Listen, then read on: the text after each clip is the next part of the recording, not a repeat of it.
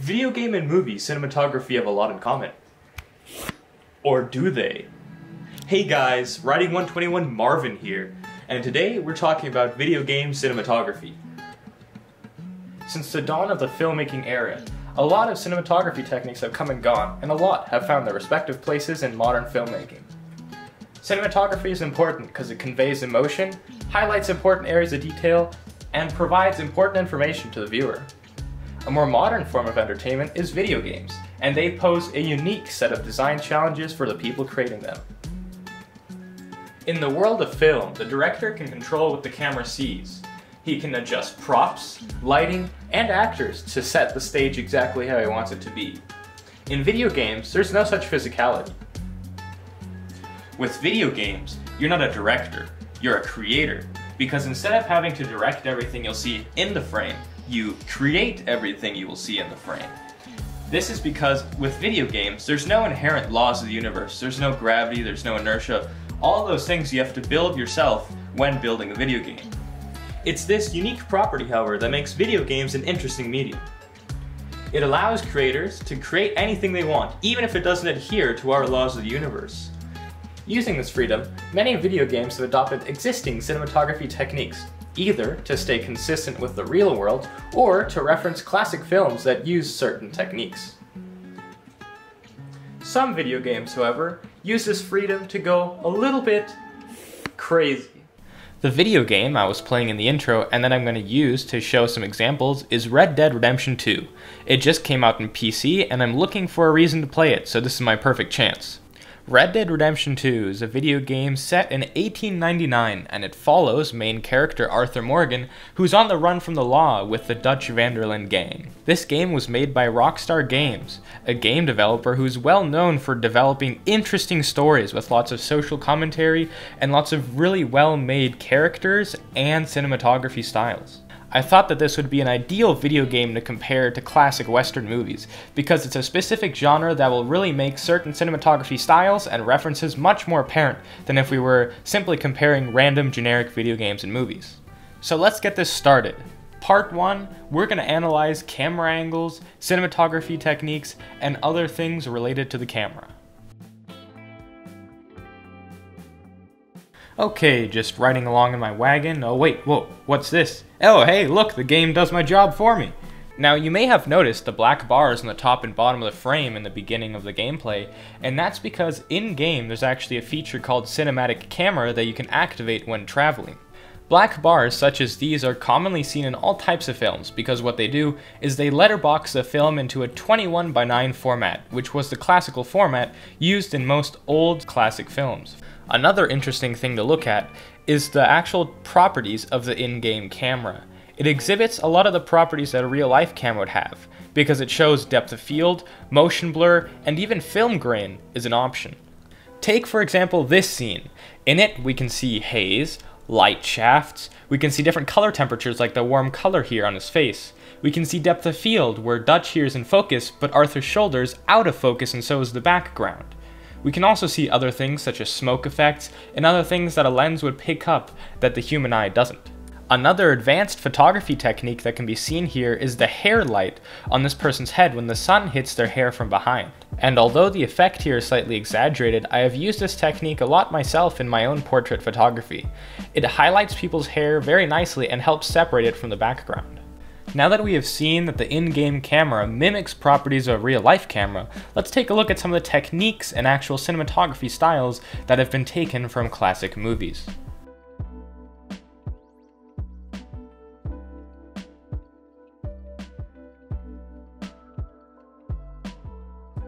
The first movie I'm going to compare to Red Dead Redemption 2 is The Good, the Bad, the Ugly.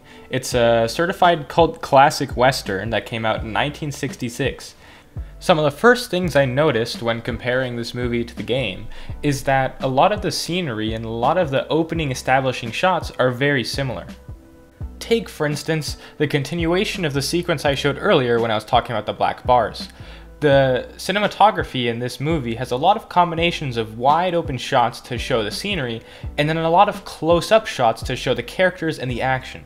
Notice how this sequence in Red Dead Redemption shows similar wide-angle shots, which then switch to medium to show the characters, and then close-ups of the character themselves as they interact. This sequence of shots, namely starting with a wide establishing shot and then going closer to the characters, is very often used in a variety of films. However, in westerns, it's usually exaggerated where the establishing shots are extra wide to show a lot of scenery, and then the sort of interaction shots between the characters are usually really close and tight to make them feel uncomfortable and confrontational.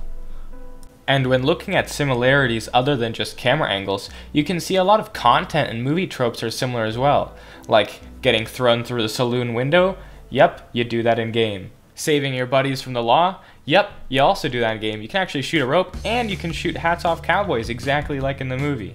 There's actually a mission in-game which is a direct reference to the assassination of Jesse James. During the train robbery, the opening sequence of shots are directly the same in reference to the movie. There are some differences due to the different characters and different stories that are being told. However, the shot where he's stepping on the rail and the shots where he's standing on the cart are very clear direct references to the cinematography used in the assassination of Jesse James.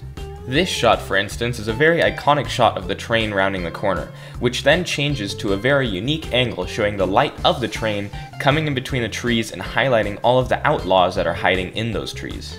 After this initial sequence, we can see that the shots used start to desync a little bit.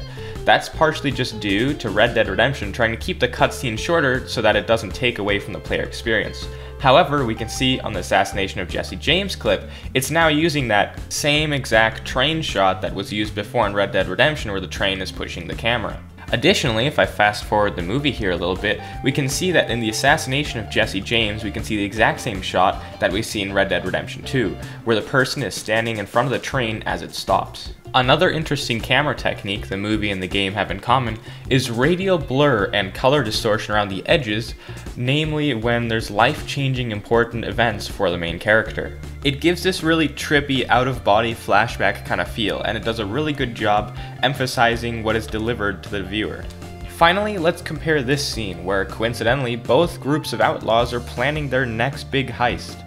As we can see, the composition of where the outlaws are in the frame is very similar actually, and we can also see that both settings are very similar, being in forests and being backlit with lots of background haze. These shots here also demonstrate the rule of thirds, where characters are offset to the side to keep the composition more interesting. Another small interesting composition thing is that all the characters are at slightly different heights, causing them to look up and down at each other, and causing the conversations to take on different tones depending on which way characters look.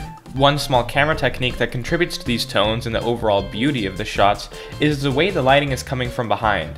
Lighting is one of the most essential parts of filming and photography, and by controlling it, you can easily control which characters are highlighted. For instance, in Red Dead Redemption, Arthur's looking against the light and you can see his face clearly. But when it switches to different angles, you can see that it almost gives other characters a Messiah-like look. This effect can be used to greatly control our perception of certain characters. For instance, the lighting and the positioning on Micah here really reasserts his authority when he orders Arthur for the next job. In the assassination of Jesse James, this effect is used to separate this man here from the others by showing him in a different lighting and a different positioning. Now that we've seen that video games take from real-life camera attributes and have taken from existing film cinematography techniques, let's take a look at the unique challenges that video games face and some of the ways they've overcome them.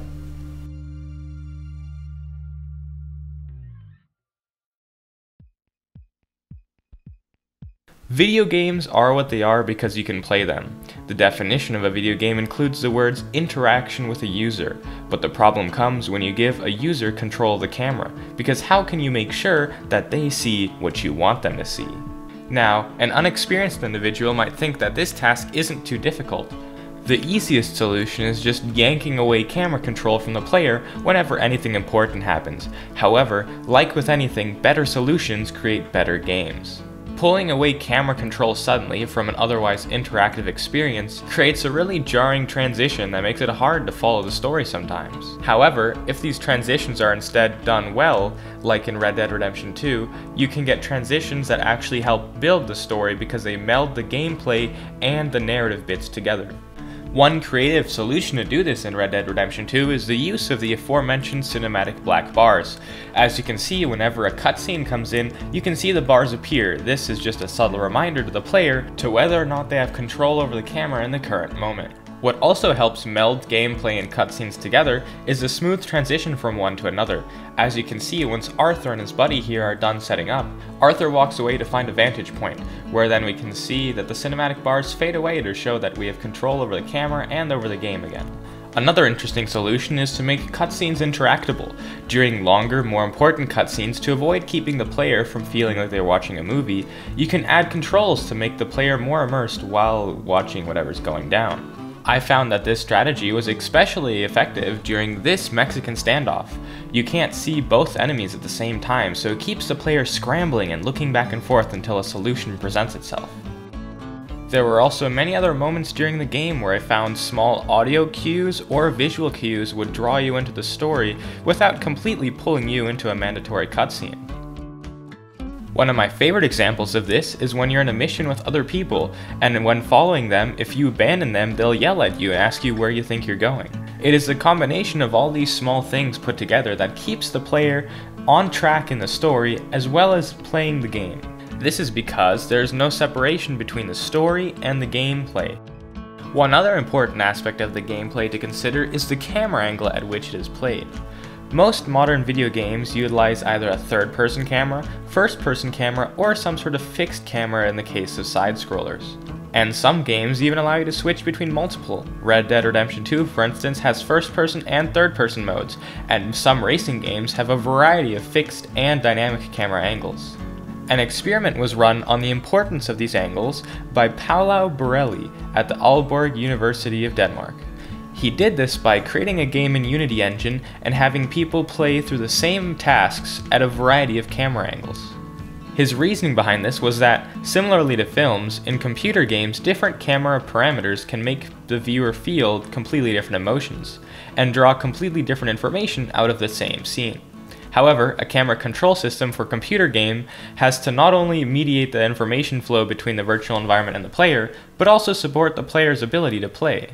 After gathering all the feedback from those who had played the game at the different camera angles, Paolo found out that the different camera angles had a big impact on how the player felt about a certain task. Furthermore, different camera angles made people feel quite differently about the same task. In his conclusion, Paolo states that the results revealed the existence of an impact of cinematography on all reported states but challenge. And it also states that some aspects of the player experience appear to be affected by the viewpoint independently of the game characteristics. This means, for a game to be successful in both gameplay and storytelling, it has to choose appropriate camera angles to help deliver its message. And if by doing so it creates a visually appealing and intuitive narrative, then it can truly deliver the experience that the game was initially intended to deliver. The drive to resolve this dilemma in video games has actually inspired some movies and new mediums. Let's take a look at part 4.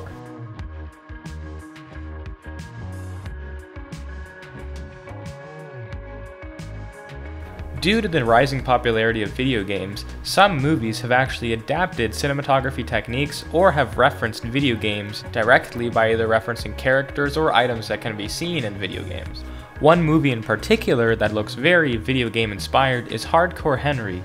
It's a sci-fi action thriller that's shot completely in a first-person perspective. This makes it look very similar to first-person action games, kind of like Far Cry.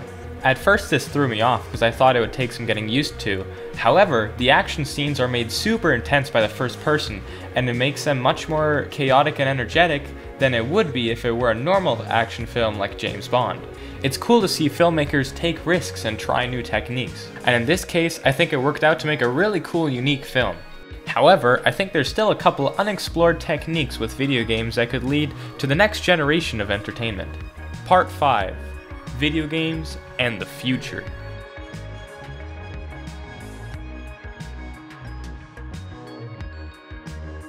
Now, we've already seen some pretty world-bending content with movies like Inception and with some video games. However, some coders have taken it upon themselves to build new game engines that can deliver reality-bending physics.